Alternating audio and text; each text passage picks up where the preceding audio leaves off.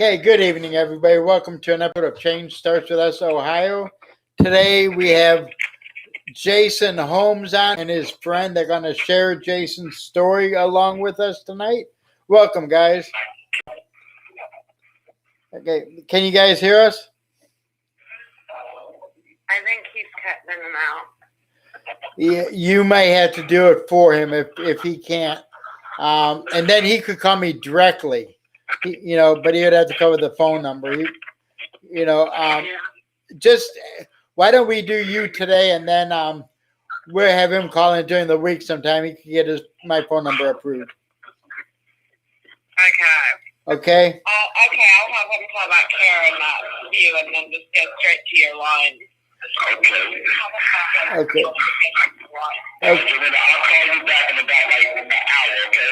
Or call. Right, Yeah. I'm gonna give you his number and let you call him direct. So he'll be cutting in and out.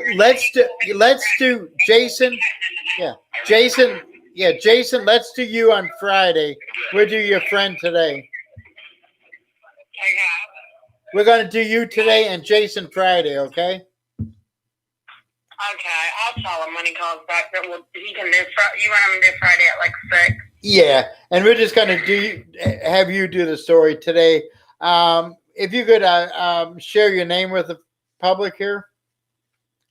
Hello, my name is Jarena Williams, and I'm friends with Jason Holmes, who is a juvenile, wrongfully convicted juvenile. How long has he been locked up? He has been locked up for 27 years now. Wow. He was 16 when he first went to prison. Yeah, I was 17. I feel him on that. What is in the? Why don't you go through a little bit on what he was accused of, and some of the evidence that you can share at this point that would prove that he's innocent. Don't say too much if you're in an appeal state. Yeah. Okay. So he's charged with aggravated murder, aggravated kidnapping, and I believe robbery. He was with his co-defendant, and they had set out to steal a car. And the co-defendant went, Jason sat in the car. He was driving the, getaway car or whatever. And his co-defendant had taken the guy and put him inside the car and then drove behind the bar where Jason didn't know what happened. He figured he just left him. He actually put him in the trunk of the car. Okay, what county was this? This was in Hamilton and Cincinnati. Okay. What was his sentence? His what? How much time did he get? He has 50 to life. Wow. Where's he? What institution is he incarcerated at? He's in Mansfield, Ohio right now. Okay. So once his co-defendant had put the guy in the trunk or whatever, Jason had no recollection he was in there. Okay. And he went home to babysit, and that's when the guy told him he was in the trunk, and he said, I don't want to be no part of it, and he left to babysit his younger siblings. That's the only part that Jason had been involved in. Right, but Jason did not know about the person being in the trunk, to my understanding. He did not know until they'd gotten back to the house. Then he did tell him, but he just said, I don't want no part of it. I'm like, but he was a 16-year-old child. I'm sure it scared him to death. Yeah, it would have me too, so. Exactly. And because he didn't take the stand on him. Right. I mean, he was interrogated for hours. It was just a big mess. The prosecutor in the case ended up being completely disbarred and his license taken away because he was involved in an underground drug ring. Right. Stuff like that. And it ended up making storylines, but they never pulled on any of his cases to relook at him and see if it was handled properly. Well, did he have a public defender? I believe so. Okay. I can't remember what his name was.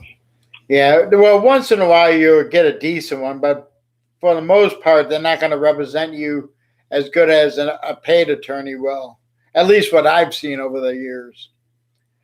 Yeah, that's what I've heard too. But it's sad with the time that they gave him. You know, did he have people testify against him?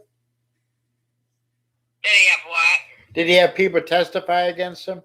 No, they all told the same exact story I'm telling you. Every one of them. The only one that took the stand was his 15-year-old cousin, who also got the same charges. Right. And he made him ride in the car because Jason wouldn't go. He made the little one, the 15-year-old cousin, ride. Right. And he was actually in the car when the murder took place, but he didn't get out of the car like Moore did all that. He just sat in the car terrified.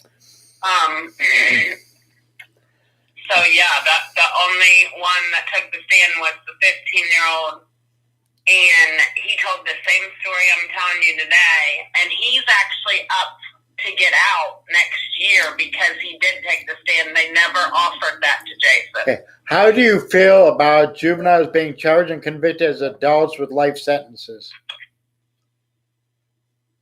How do I feel about what? Children under 18 being charged and convicted as adults and giving life sentences in an adult prison. This story has changed my mind because before I would have probably told you they needed it.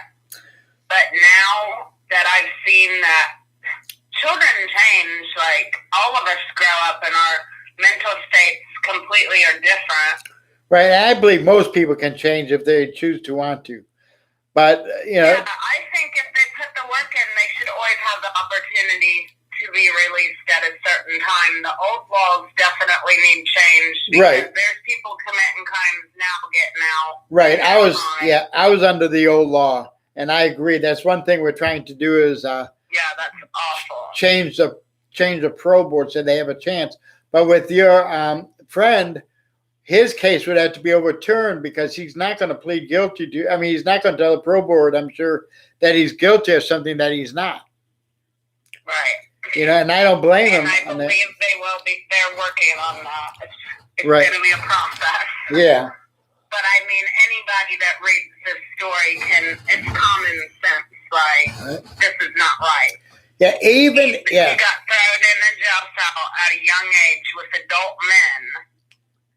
And everybody forgot who he was because he didn't have the money to get a high-powered attorney. Right. If you would want to do the video late tomorrow morning, we can do it as well with him. You know, you can call me ahead of time. It's going to be tough to get you both on because he's hard to hear. You know, going through your phone. But I want to do a Facebook Live with you as well sometime and with him. But I want to do two different segments with him on YouTube and on our podcast. You know, do you have an email where people can email you if they would like to get involved and help? Yes, I have Jerina, JERINA_Bartley BARTLEY @yahoo.com. And I also have a petition going on change.org just for parole board reform and trying to change some of the old laws and get them looked into. Yeah, we had a petition on there for the parole board because that's our specialty. The problem is it's hard to get all these people to pull together. People want to say, look at me, look what I'm doing, instead of who cares who gets the credit. Let's just get it done. Exactly. You know, and that I'm actually working. My fiance's locked up and has been 30 years. He's old law and he just got flopped 10 years. Right. I have a good friend named Terry Croson who, when FTR, which was the group I started, kind of split up, we changed our side to Change Starts With Us Ohio. They started theirs with Epic. and she's a good lady, and they're also working on the pro board. Oh, that's awesome. Yeah. But we got to be able to pull together. Yeah, that's the big thing is nobody understands. We got to stand together. We can't just all be falling apart talking about the same thing. Right, and I don't know if you're on my Facebook page or not, but we have a Facebook page and group page. Is it the wrongful conviction? Well, we got that, and Change Starts With Us Ohio. I got two Facebook pages. One is James Cronenberger, and then one James Cronin, because they keep shutting my pages down. So I kind of... That's crazy. You know, there's some people that don't like me, so they report me to try to destroy what we're trying to get accomplished. And and that's awful because, I mean, what's right is right, and it's really right to try to get these laws updated into what society feels is a fair punishment. We'd love to have you work with us and trying to get some of these laws changed. It's needed and it's a must. Yeah. So I've actually been talking to a lady through Ohio Prisoners Justice League, and she's really amazing and doing stuff too. Right. So it would be wonderful if everybody could kind of collaborate and right. Well, get it together. It would be nice if you could see a friend walk out, because with a sentence like that and his age, they say men aren't mentally, there until they're, I think they said something like 26, 27 years old. Some people, yeah. I feel like he stole a car. He didn't murder no one. He didn't kidnap no one. So he should have been in there from 16, 18. He should have went to juvenile. And maybe till he's 21 and released. Yeah, or something like that. Not 27, and now he's looking at 50 to life. Like, and everybody knows old law. If you got a life hanging over you, then. Well, the only thing he's got going for him under the old law is you see the pro board at 2/3. Under the new law, you see them at their minimum, which if it's 50 to life, you see them at 50. So he goes up a little bit earlier. But let's see if we could bring awareness out. We're going to interview him so he can get his story out. And we're going to do this. It would take probably over a month to be able to get him on enough times to get his story really heard. And then any other family members that would like to speak on his behalf, I just have to have his permission, and I would love to have them on it, talk about it as well.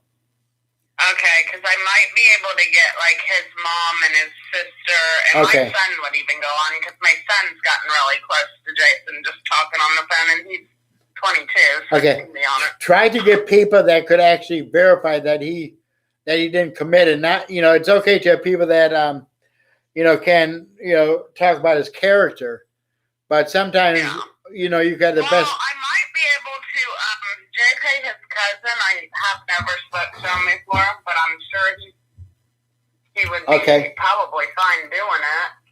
And that's one of the co-defendants. So it was the 15-year-old at the time. Right. Well, let's, I'm trying to think. If we do your friends sometime tomorrow, just call me back at, to let me know what time. Yeah. Okay. Yeah, I can have him call. You want to just do tomorrow at 6, or do you want to do later morning? I'd rather do later morning because I'm going to be tired by 6. So. I don't blame you. What is a good time? Anytime in the morning. Okay, I'll try to have him call you at, we'll say 10 a.m. Okay. And I'll just give him your direct number so you can get him on it too. And then I'll call you later tomorrow. Okay, he has to cover the cost, though. He has to cover the cost of the phone call, okay? Yeah, that's fine. Okay. And then we will have you back on again. Before we leave, if you could give your contact information I'll again. I'll probably call you tomorrow afternoon and just try to Okay. see where else you want to go with it, because I can do the video interview too. Okay, well, we're doing it now. We've been doing it as well now. It's more like a conversation, but I want to get more in depth, and I really want to get people to think. you know, because if people take the time to really think and do a little bit of reading, they're going to find out a lot of these people were convicted by hearsay, not by even solid evidence. Right. I don't know if you looked at our website. It's www.changestartswithus.ohio.org. Anybody, if you know anybody that would like to make a donation, they could do it through our website or on Facebook. Yeah, I will definitely add that link to my petition thing. Okay, great. And feel free to put your petition on our wrongful conviction page, and I'll approve it. And Okay. and we'll just keep sharing. And the only way you're ever going to get results, and I keep telling people that start fundraisers, if you make a fundraiser but you don't share it, you don't invite people, you're not going to get donations. Right. Same thing with. Do you want to also run the pro board story? Because if so, I could also have Edward call you. Sure. I got flopped the 10 years, which we're fighting that. Right. I got Michael Bailey calling, I think, Saturday night from Marion. He's the oldest inmate in that's. Mine's in Marion too. Is he? I did my last 10 years at Marion. Oh, did you? Yeah. Yeah, that's where he's at. That was before. I can talk to you when you set a time up tomorrow afternoon if you want to run that story too. Yeah, I would like what my petition's kind of going off of. Yeah, I would like to. I would like to do that story on the pro board. And I'm gonna. I love that. Yeah, I will give your name to Terry as well and phone number. Okay.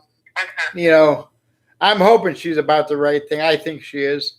But I just wanted. But let's finish this one up now, and then we'll do another one tomorrow, and your friends tomorrow as well.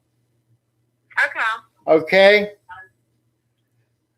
Okay, everybody, and we will join them tomorrow. Okay, so we're off of there now. So we will do